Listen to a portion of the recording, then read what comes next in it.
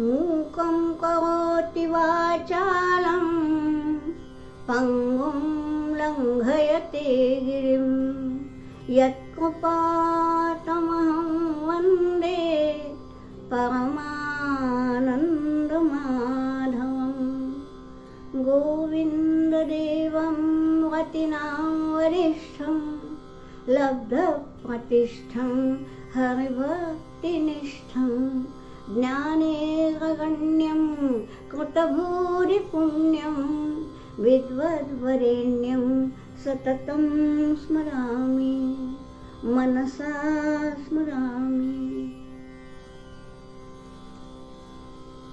स्तोत्र वाङ्मय के अनुरागियों, चरपट पंजर का स्तोत्र तो समाप्त हुआ। आज हम दूसरे एक स्तोत्र का प्रारंभ करने जा रहे हैं। ये है शंकराचार्य विरचित श्री गंगाष्टकम। गंगाष्टक है, नाम से ही स्पष्ट होता है कि भगवती गंगा जी के बारे में ये है। गंगा जी की महिमा क्या बताएं। ये तो खैर जो हम स्तोत्र पढ़ेंगे तो महिमा हो ही जाएगी। तो उसका गंगा जी की महिमा मैं कुछ कहूँ इसकी आवश्यकता है ही नहीं। वो सारी की सारी महिमा अपने आप स्पष्ट होती जाएगी। ये है कि ये शंकराचार्य ने लिखा है। अब यहाँ एक बात स्पष्ट करूं, शंकराचार्य विरचितम ऐसा लिखा है, आदि शंकराचार्य विरचितम ऐसा नहीं लिखा है। परंतु हो सकता है कि उन्होंने लिखा हो सकता है कि शंकराचार्य की पीठ पे आसीन किसी दूसरा शंकराचार्य ने लिखा हो, कुछ भी हो सकता है। लेकिन जो ये स्तोत्र है अत्यंत अनुपम स्तोत्र है और भगवती गंगा की महिमा इससे ऐसी प्रस्फुटित होती है। हमारे सबके मन में तो है ही गंगा जी के प्रति भावना, वो भावना और अधिक सुदृढ़ होने का ये स्तोत्र जो है ये माध्यम है। तो चलिए देखते हैं। पहला श्लोक है, भगवती तव तीरे नीरमात्राशनोऽहं विगत विषय कृष्णमाराधयामि सकल कलुषभंगे स्वर्गसोपानसंगे तरल तरंगे देवी गंगे प्रसीद। ये बोलते हैं देवी गंगे प्रसीद, प्रसीद यानी प्रसन्न हो जाओ। तो ये है मेन क्लॉज, हे देवी गंगे, हे माते प्रसन्न हो जाओ। कैसा? पहली पंक्ति देखिए, भगवती। पहले देखिए संबोधन, कितने सुंदर सुंदर संबोधन है। भगवती कहा है, देखिए यूं तो हम एक मोटा मोटा अर्थ लेते हैं भगवती यानी देवी, लेकिन ये सब मालूम है भगवान या भगवती कौन होता है? वस्तुतः भग यानी क्या? हम बोलते हैं सुभग, दुर्भग ये शब्द हैं तो हमको लगता है कि भग यानी भाग्य, सुभग यानी सुदैवी जिसका भाग्य अच्छा है, दुर्भग यानी दुर्दैवी। केवल ऐसा नहीं है, भग की अच्छी परिभाषा की हुई है। क्या बोला है? ऐश्वर्यस्य समग्रस्य वीर्यस्य यशस्य श्रेयः ज्ञानवैराग्ययोश्चैव षण्णां भग इति रणा। षण्णां 6 चीजों को भग इति रणा, 6 चीजों का नाम है भग। ये 6 चीजें कौन सी है? ऐश्वर्यस्य समग्रस्य, पूरा पूरा ऐश्वर्य। हाँ, हिंदी का अर्थ मत लीजिए या मराठी का अर्थ मत लीजिए। ऐश्वर्य यानी संपत्ति नहीं, ईश्वरस्य भावः ऐश्वर्यम्। ईश्वरत्व यानी ऐश्वर्य। ईश्वर माने नियंत्रण की शक्ति। तो जिसमें नियंत्रण की शक्ति है वो है ईश्वर, और ऐश्वर्य माने वो शक्ति। तो उसको नियंत्रण की शक्ति को भग बोला गया है। 6 चीजों को भग बोला जाता है, तो उसमें एक है ऐश्वर्य, नियंत्रण की शक्ति। पूरे ब्रह्मांड का नियंत्रण करता है वो है भगवान। अरे ये किसने सोचा कि देखिए गर्मी के दिन आएंगे, उसके बाद बारिश के दिन आएंगे, उसके बाद ठंड आएगी, और ये सब होता है, इसीलिए ये सृष्टि सुचारू रूप से चलती है। ये किसने नियमित कर दिया कि सूरज का उदय होगा वो पूरब में ही होगा, सूरज का अस्त होगा वो पश्चिम में ही होगा? किसने नियंत्रित किया है? इस सारे ब्रह्मांड को नियंत्रण करने वाला जो है वो भगवान है, इसलिए समग्रस्य ऐश्वर्यस्य बोला है। तो ये समग्र ऐश्वर्य है, ये है भग। फिर क्या बोला है? वीर्यस्य। वीर्य यानी वो ताकत, बल, यानी भगवान ने स्वयं ही बोला है कि हाँ, ये क्यों मैं आता हूँ, तो सज्जनों की रक्षा के लिए और दुर्जनों का ये करने के लिए मैं संभवामि युगे युगे, मैं हर युग में जो मैं जन्म लेता हूँ वो इसके लिए। तो दुर्जनों का पारपत्य करना है, दुर्जनों का नाश करना है, ये सामर्थ्य किसमें है? उसमें है। इसलिए वीर्यस्य, ऐश्वर्यस्य समग्रस्य, वीर्यस्य यशसः, यश कीर्ति, जिसकी कीर्ति होती है, और श्री, श्री का अर्थ है जितनी भी अच्छी चीजें हैं ना उनको श्री बोला गया है। हम कहते हैं जय श्री, जय श्री यानी विजय के कारण होने वाली श्री। वनश्री यानी वनों में, जंगलों में जो सुंदर सुंदर फूल खिलते हैं, मधुर मधुर मीठे मीठे फल होते हैं, ये सब वनश्री है। तो ये श्री है। श्री यानी जितनी भी अच्छी चीजें शोभायमान होती हैं उन्हें श्री कहा गया है। सौंदर्य, श्री पुरुष का सौंदर्य हो, स्त्री का सौंदर्य हो, वो भी श्री है, रूप श्री बोलते हैं उसको। तो श्री, ऐश्वर्य, वीर्य, यश, श्री, ज्ञान और वैराग्य, ये 6 जिसके पास में एक साथ होते हैं। देखिए हमारे दुनिया में भी ज्ञानी बहुत है, ऐश्वर्यशाली यानी नियंत्रण करने वाली ताकत रखने वाले भी बहुत हैं, लेकिन ये जरूरी नहीं है कि सब एक साथ हो।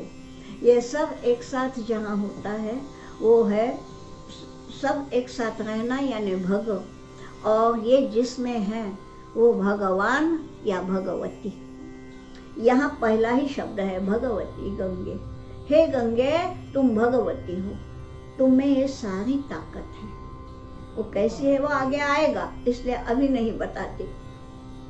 यहाँ बोला है हे भगवती, तव तीरे, तुम्हारे तीर पर, नीर मात्र अशनो अहम, मैं केवल नीर मात्र, केवल तुम्हारा जल यही मैं पी के रहा हूँ, पूरा पूरा उपवास कर रहा हूँ, मैं कुछ भी खाता नहीं हूँ तुम्हारा जल छोड़ के, और मैं अन्य किसी भी चीज़ का सेवन नहीं करता हूँ। नीर मात्रा अशनोहम, अहम नीर मात्र अशनः, मैं केवल हे भगवती तुम्हारे तट पर मैं केवल गंगा जल पी के ही निभा रहा हूँ। और कैसा, स्वयं के लिए भी तो उन्होंने विशेषण दिए हैं, विगत विषय तृष्णा, विषय की जो तृष्णा होती है, अन्य विषय, उसकी सारी के सारे तृष्णा, सारी लालसा, सारी इच्छाएं, उपभोग की इच्छाएं, ये सब विगत हो गया है। हे गंगा माते, हे भगवती, तुम्हारे तीर पर मैं केवल तुम्हारा जल प्राशन करके ही रह रहा हूँ, सारे के सारे लालसाओं को तिलांजलि दे चुका हूँ, और कृष्णम आराधयामि, मैं तुम्हारे तीर पे बैठकर कृष्ण की आराधना कर रहा हूँ। ये उनका कहना है। और आगे गंगा जी के 2 बहुत सुंदर विशेषण हैं, क्या बतलाया है? सकल कलुष भंगे, हे गंगे तुम कैसी हो?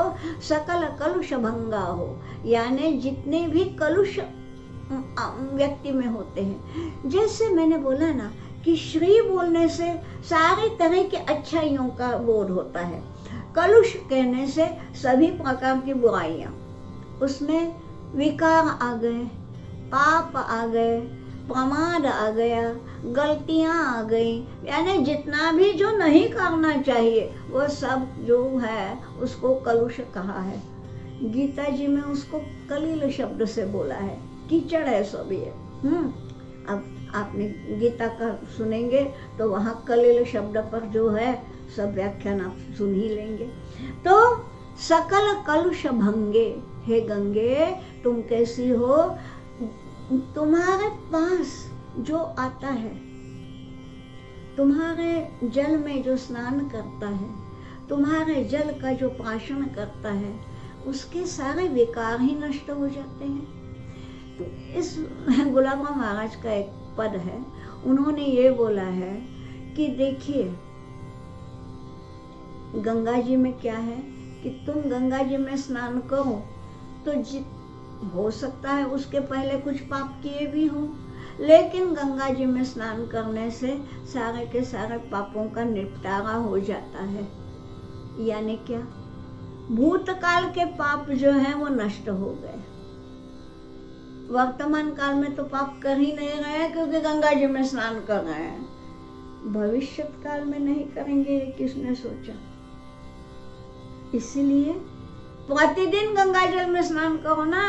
प्रतिदिन गंगा जल में स्नान किया तो पाप होगा ही नहीं। इसलिए ये बोला है सकल कलुष भंगे, और इसलिए आगे के सुंदर विशेषण है, स्वर्ग सोपान संगे।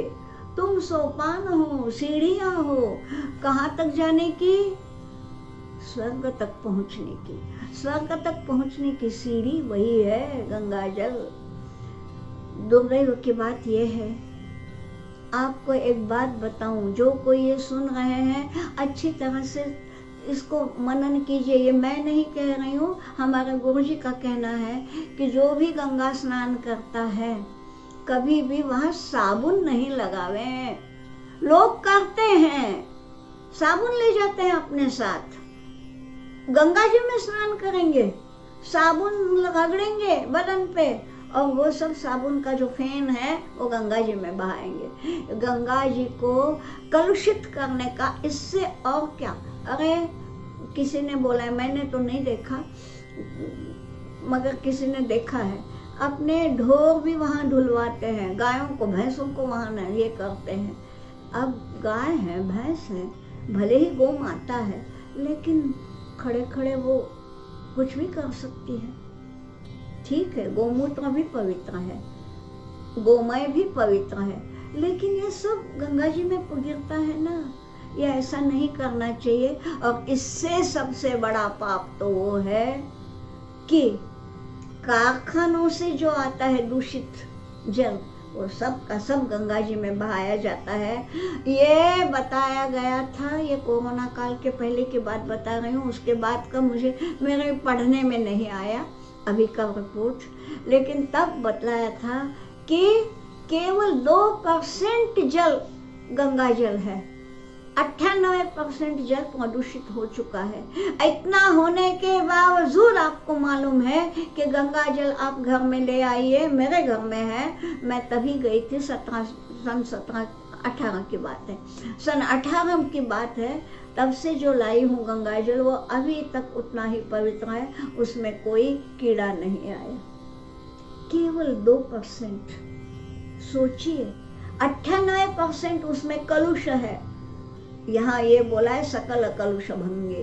तो इतनी गंदगी, मलिनता, इस सब को पार करने वाला जो है वो ये गंगा जल है। इसलिए इसमें स्नान करने से, उसका जल प्राशन करने से स्वर्ग तो मिलना ही है। इसलिए बोला है सकल कलुष भंगे, स्वर्ग सोपान संगे, तरल तर तरंगे। एक एक शब्द देखिए क्या सुंदर है, जिसके तरंग कैसे है, तरल तर, तरल है, बहुत सुंदर है और उसमें भी तर भाव लगा दिया है। तर यानी कंपैरेटिव डिग्री, तो अत्यंत तरल। आपको मालूम है ना, अगर नहीं है अनुभव तो लीजिए, केवल वो उतना एक क्षेत्र छोड़ के जहाँ पे गंगा में तरंग नहीं है, वहां पे ध्रुव बैठे थे तपस्या करने, तो उतना ही है कि जहाँ पे गंगा बिल्कुल शांत है। अन्यथा कहीं भी जाइए तो गंगा जी में तरंग इतने सुंदर दिखते हैं कि बस हमारा जब शिविर होता है तो प्रतिदिन नहाना होता ही है, और तब बस उन तरंगों को देखते रह जाओ, न जाने हम कौन सी दुनिया में पहुंच जाते हैं। ये जो गंगा जी की महिमा है, इसलिए बोला है यहाँ, जिस तरह तरंगे तुम ऐसी हो, सकल कलुष भंगे स्वर्ग सोपान संगे, तरल तरंगे देवी गंगे प्रसीद। अगला श्लोक है, भगवती भवलीला मौलिमाले तवांभ, कणमणु परिमाणं प्राणिनो ये स्पृशन्ति, अमर नगर नारी चामरग्राहिणीनां, विगत कलिकलंका तंक पंके लुठन्ति। क्या महिमा है, देखिए। हे भगवती, फिर से भगवती बोला है, भवलीला मौलिमाले ये भी एक सुंदर सा संबोधन है। ये एक एक संबोधन ही कितना मुखर है जी। देखिए क्या बोला है, भव, भव ये जो हम बोलते हैं भव सागर, ये छोड़िए, भव एक शंकर जी का भी नाम है। यहाँ भवलीला मौली, मौली यानी मस्तक यानी जटाजूट, शंकर जी के जो जटाजूट है उसमें तुम माला बनी हो। आपको मालूम है कि गंगा जी भगवान के यहाँ सब, वो तो कहानी सबको पता है कि गंगा जी का अवतरण जब हुआ तब उतना बड़ा वेग कैसे कोई सहन करेगा। तो शंकर जी ऐसे में तो हैं, दुनिया को जलाने वाला हालाहल जब उठा, शंकर जी दौड़े, सारा सारा हालाहल कंठगत कर लिया, गोरा गोरा शरीर नीलकंठ बना डाला। अब ये जब भगवती गंगा अवतरित होने वाली थी तो वो इतने तेज से आती कि वो सारे पृथ्वी को छेद करके नीचे पाताल चली जाती। उसका वेग भयानक है। उनको उस वेग को झेल सकने वाला कौन था? केवल शिव शंकर। इसलिए उन्होंने अपनी जटाजूट में उसको बांध लिया है। तो ये जटाजूट की माला बन गई और इसलिए बोला है भवलीला मौले माले। अगला क्या है? हे शंकर जी की जटाजूट की शोभा बढ़ाने वाली माले, हे भगवती गंगे, तव अंभक कणम अणु परिमाणम, तव अंभक कण, अंभ माने पानी, तुम्हारे पानी का एक कण यानी एक बूंद, कैसा? अणु परिमाणम, जिसका नाप अणु के समान है, एटम। हाँ, एक बूंद, ठीक, एक बूंद भी, हे भगवती, हे गंगे, तुम्हारे पानी का एक बूंद भी प्राणी नो ये स्पृशन्ति, स्पर्श करते हैं। जो प्राणी तुम्हारे जल की एक बूंद का भी स्पर्श करते हैं तो क्या करते हैं, उन्हें कौन सा भाग्य मिलता है? ये बतलाया है कि अमर नगर नारी चामर ग्राहिणी नाम विगत कलिकलंका तंक पंके लुठंती। वे लुठंती, लौटते हैं, वो वहां पे विहार करते हैं। क्या किया? केवल गंगा जी के एक बिंदु मात्र का स्पर्श किया, उससे उन्हें कौन सा भाग्य प्राप्त हुआ है? अमर नगर, यानी अमर माने देव, उनका नगर माने वही स्वर्गलोक, वहां की नारियां माने स्वर्ग की अप्सराएं, ठीक। अमर नगर नारी, और वे अप्सराएं जो है वो कैसी? चामर ग्राहिणी, चौरे ढुलाने वाली अप्सराएं, स्वर्ग के अप्सराएं जिनके हाथ में चौरे हैं, चौरे ढुला रही हैं। ऐसे इसमें विगत कलि कलंकातंक पंके, कली का, कली यानी कलियुग, हम लोग कलियुग में रहते हैं। हम लोग गंगा जी के में स्नान भी करें, गंगा जी का जल भी प्राशन करें तो है तो कलियुगी ना। तो कलियुग के अनेक पाप हमने जाने अनजाने किए भी होंगे, या नहीं किए होंगे तो किसी पापी को साथ दिया होगा, या कोई पाप करता है उसके साथ हम रहे होंगे, ये ऐसा कुछ भी।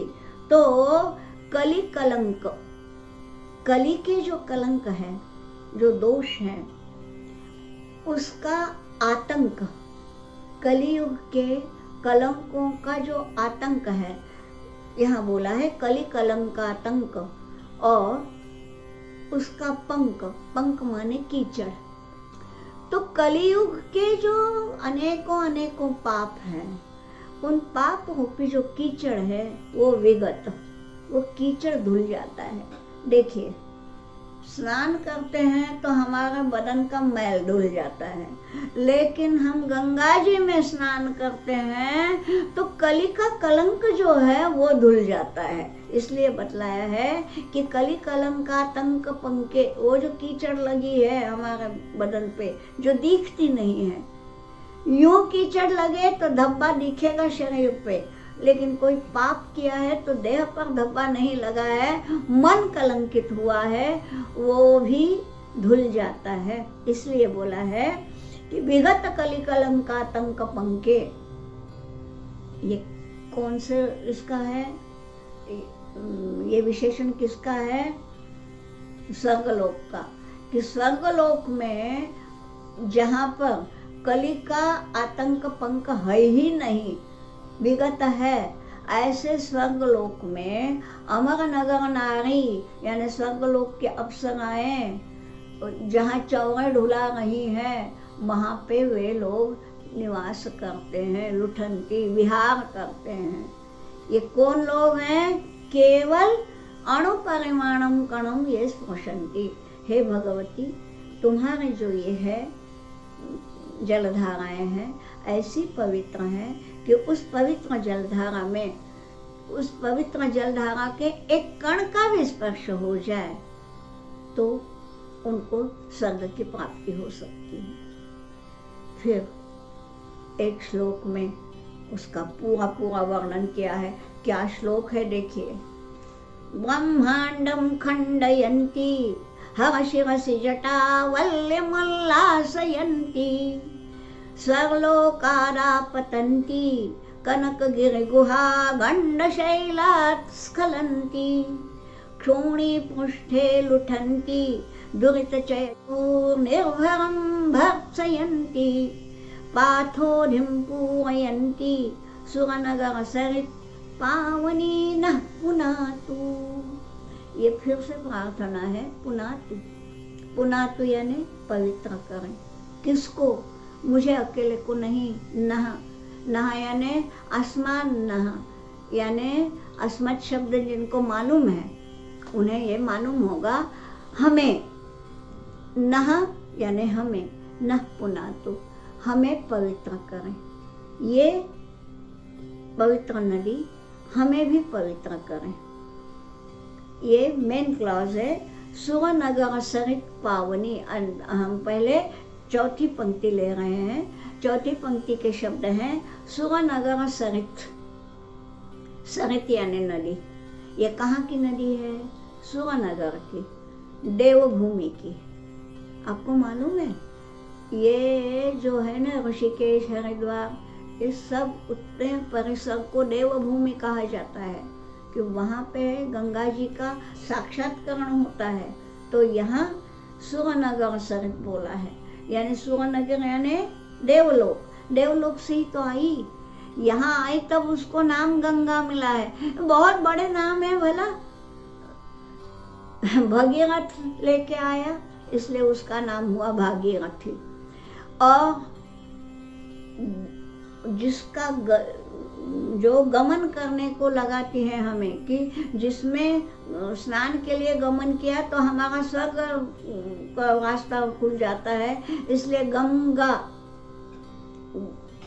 गा यानी गमन कराने वाली, तो वो गंगा नाम यहाँ आने के बाद मिला। पहला नाम क्या था स्वर्ग में, उसका नाम था मंदाकिनी। तो ये मंदाकिनी जब यहाँ आई, मंदाकिनी थी जब सुवर्णनगर सरित थी, तो ये पावनी पवित्र, ये पवित्र सुवर्णनगर सरित, ये देवभूमि की पवित्र नदी नहपुनातु। अब ये कैसी है, अब उसके स्वरूप का वर्णन है। ब्रह्मांडम खंडयंती, कैसी आई वो ऐसी आई कि पूरे ब्रह्मांड को खंड खंड करके आई। क्या तेज गति से आई होगी, वेग कितना था कि पहले ही जब भगीरथ ने तपस्या की थी तो गंगा जी ने उसको साक्षात्कार तो दिया, ये बोला कि ठीक है मैं आऊंगी, तुम्हारी तपस्या से मैं प्रसन्न हूँ, परंतु मेरा वेग नहीं, ये तुम्हारी धरती तो सहन कर नहीं सकेगी। ठीक, क्योंकि मेरा वेग कैसा है, पूरे ब्रह्मांड को फोड़ सकता है। तो ब्रह्मांडम खंडयंती, ब्रह्मांड को फोड़ कर निकलने वाली। फिर कैसी, हर शिरसी, हर शिव शंकर का नाम है, उसके शिरसी यानी मस्तक पर, हर शिरसी भगवान शिव जी के मस्तक पर, जटावल्यम उल्लासयंती, उनकी जटा को उल्लासयंती, शोभा बढ़ाने वाली। ठीक, ब्रह्मांड को फोड़ सकने वाली ये ताकत बताई। हर शिरसी जटावल्यम उल्लासयंती, उसकी शोभा बताई कि जो इतनी ताकत रहते हुए भी इतनी सुंदर है कि वो उनकी जटाजूट की माला बन जाती है, जटाजूट को अधिक शोभायमान करती है ऐसी। और स्वर्लोकारापतंती, कहाँ से कहाँ आई, स्वर्ग से आ गई, यानी कहाँ से कहाँ। और कनक गिर गुहा गंड शैलात स्खलंती, कनक गिर मेरु पर्वत, तो वहाँ से गुहा, फिर उनके गंड शैल यानी पत्थर पाषाण, तो मेरु पर्वत की गुहाएं, मेरु पर्वत के ये सब वहाँ से आती आती निकलती हुई आई है। ठीक, स्वर्लोकार आपतंती, स्वर्लोक से जो निकली, बीच में है मेरु पर्वत, मेरु पर्वत के सारे पाषाणों को, गुहाओं को, इन लोगों को वहाँ से झरती झरती हुई आई। और फिर क्षोणी पृष्ठे लुठंती, क्षोणी यानी धरती, फिर वो धरती के पृष्ठभाग पर, क्षोणी यानी धरती, पृष्ठ यानी पृष्ठभाग, तो फिर धरती पर वो लुठंती बह रही है, लहराती हुई जा रही है। और दुरित चय चमूह निर्भरम भर्त्सयन्ति, दुरित यानी दुष्कृत्य, पाप या दुष्कृत्य भी नहीं किए तो पाप वासना, हाथ से पाप नहीं किया लेकिन पाप की वासना मन में उठ गई, मैं चोरी करूं, की नहीं लेकिन चोरी करने की मन में भावना आ गई, ये भी दुरित है।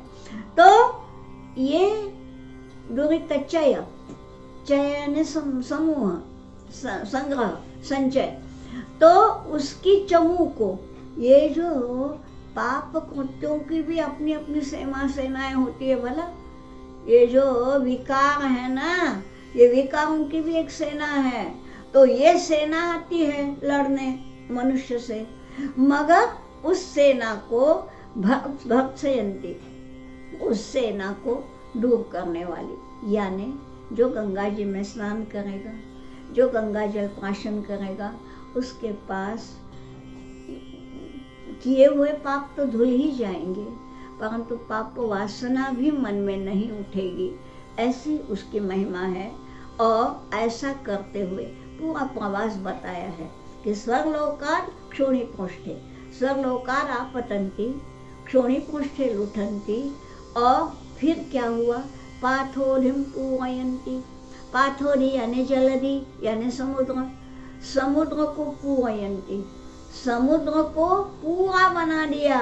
ये गंगा जी जाती है इसलिए समुद्र समुद्र है, इसलिए ये बोला है कि समुद्र को पूरा करने वाली ऐसी जो है पवित्र नदी गंगा, पावनी सुरसरित, पावनी यानी पवित्र, न पुनातु, यह हमें भी पवित्र करे। आज यही विराम देते हैं। अब अगले शुक्रवार को हम फिर से मिलेंगे, इसके आगे के श्लोक देखेंगे। तब तक के लिए ठीक।